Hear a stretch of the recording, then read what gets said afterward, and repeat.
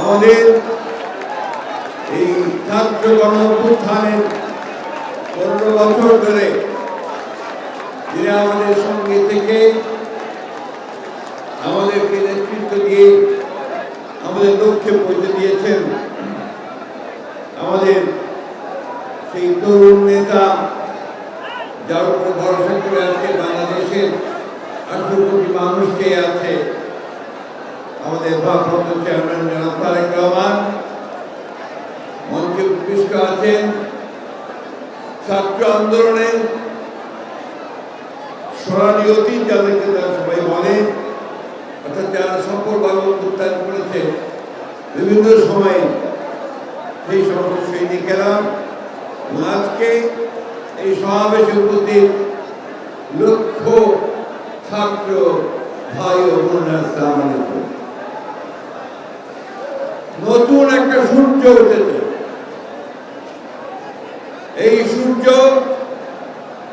আলোকিত করবে আমাদের সকলকে।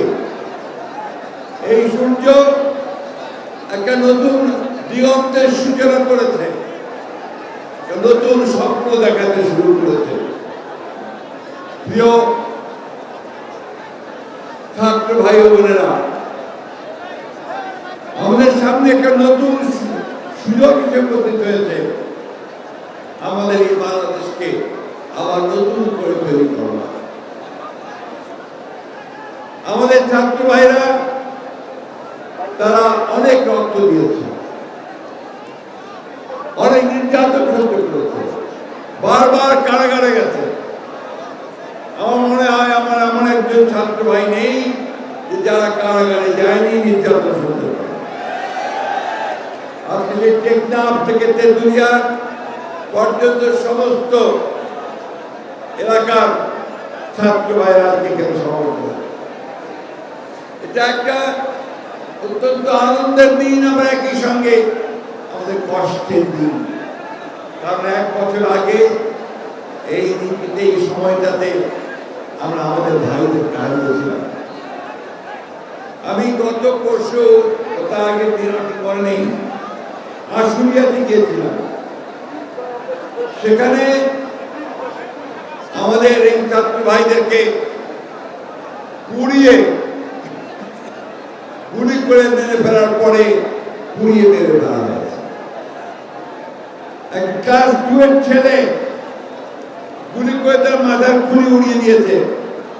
সে মাথার খুলি থেকে মারা যায়নি, পরে সার্জারি করে তার মাথার ভিতরে প্লাস্টিক দিয়ে লাগিয়ে দিয়েছে। এরকম অসংখ্য অসংখ্য ঘটনা আমাদের রংপুরের সাইড, চট্টগ্রামের ওয়াসিম থেকে শুরু করে শত শত হাজার ছাত্ররা প্রাণ দিয়েছে। 1 দিন নয়, 2 দিন নয়, দীর্ঘদিন ধরে। শুধু 36 দিন নয়, তারও আগে 15 বছর ধরে আমাদের ছাত্র জনতা, শ্রমিকেরা তারা প্রাণ দিয়েছে। এই যে প্রাণ দেওয়া, এই যে বিসর্জন দেওয়া, আত্মত্যাগ করা, লক্ষ্য তো একটাই, সেটা হচ্ছে আমরা একটা সুন্দর আবার ভূমি চাই। আমাদের ছাত্ররা কি চায়? তারা পাস করে চাকরি পাবে, তারা পাস করে নিজেদের নিজে প্রতিষ্ঠিত করবে, বাবা মায়ের কষ্ট ভোগ লাঘব করবে, এই জিনিসটাই চায়। তারা বাংলাদেশের নতুন নতুন কলকারখানা দেখতে চায়, তারা বাংলাদেশের নতুন কর্মসংস্থান সৃষ্টি করা দেখতে চায়, তারা এখানে ন্যায় বিচার দেখতে চায়, এবং একই সঙ্গে তারা দেখতে চায় যেখানে ভালো মানুষেরা দেশ শাসন করুক, একটা সুশাসন চায়। প্রিয় বন্ধুরা, তোমাদেরকে বন্ধু বলছি এই জন্যে আজকে আমাদের বয়স অনেক হয়েছে, তারপরেও তোমাদেরকে বন্ধু বলো এই জন্য তোমাদের সঙ্গেই আমরা সবসময় কাজ করেছি, কাজ করব। তোমাদেরকে বন্ধু বলতে আমরা গর্ব অনুভব করি। আজকে বাংলাদেশের একটা 1 বছর যেটা আমি বললাম যে একটা নতুন সম্ভাবনা সৃষ্টি হয়েছে। অনেক সমস্যা আছে আমাদের, আপনারা জানেন খুব ভালো করে, সবাই জানেন আপনারা যে আমরা বাংলাদেশের সমস্যাগুলোকে চিহ্নিত করে আমাদের নেত্রী দেশনেত্রী বেগম খালেদা জিয়া 2016 সালে ভিশন ফর বাংলাদেশ 2030 দিয়েছিলেন। অর্থাৎ সেখানে তিনি বলেছেন যে রাষ্ট্র কাঠামোটা পরিবর্তন করা দরকার। ঠিক একইভাবে আমরা আন্দোলন করছি হাসিনার বিরুদ্ধে, সরকারের বিরুদ্ধে, তখন আমরা মনে করেছি এবং আমাদের নেতা তারেক রহমান মনে করেছেন যে এইভাবে বাংলাদেশ চলতে পারে না। এই জন্য কি করেছেন, সমস্ত রাজনৈতিক দলগুলোর সঙ্গে কথা বলেছেন, কথা বলে 31 দফা কর্মসূচি দিয়েছেন। সেই কর্মসূচির মধ্যে বাংলাদেশকে নতুন করে সাজানোর স্বপ্ন চিন্তা, সেই স্বপ্ন ছিল যে আমার কৃষকদের কৃষি পণ্যের ন্যায্য মূল্য হবে, ধান চালের ন্যায্য মূল্য হবে, শ্রমিকদের মজুরি পাবে, ছাত্ররা পড়ার সুযোগ পাবে, স্বাস্থ্য সেবা পাবে এবং পড়াশোনা শেষ করে কাজ করার সুযোগ পাবে, কর্মসংস্থান সৃষ্টি হবে। বন্ধুগণ, আজকে সেই স্বপ্ন আমাদের তারেক রহমান সাহেব আমাদের দেখাচ্ছে। তিনি ফ্যামিলি কার্ডের কথা বলেছেন, ওনার অনেকগুলো নতুন চিন্তা ভাবনা তিনি সামনে নিয়েছেন। তিনি হয়তো কিছুটা আপনাদের সামনে তুলে ধরবেন। আমি শুধু এইটুকু বলতে চাই, প্রিয় বন্ধুরা, আজকে আমাদেরকে ঐক্যবদ্ধ থাকতে হবে। অনেক চেষ্টা করা হচ্ছে বাংলাদেশে বিভক্তি সৃষ্টি করবার। আমাদের পাশের দেশে ভারতবর্ষে ফ্যাসিস্ট হাসিনা আশ্রয় নিয়েছে, তার লোক করেনি। সেখান থেকে সে মাঝে মাঝেই হুমকি দিচ্ছে যে তারা বাংলাদেশে আক্রমণ করছে। তার শুধু তাই নয়, এখানে তারা বিভিন্নভাবে গোলযোগ সৃষ্টি করার চেষ্টা করছে। আজকের এই সমাবেশ থেকে আমাদেরকে শপথ দিতে হবে যে আমরা কোনোদিনই আমরা এই ফ্যাসিস্ট হাসিনাকে আর এই দেশে রাজনীতি করার কোনো সুযোগ দেব না। শপথ দিতে হবে যে আমরা কারো কাছে কোনো মাথা নত করবো না। আমরা আমাদের দেশকে আমরা নিজেরাই স্বয়ং সম্পূর্ণ হয়ে গড়ে তুলব।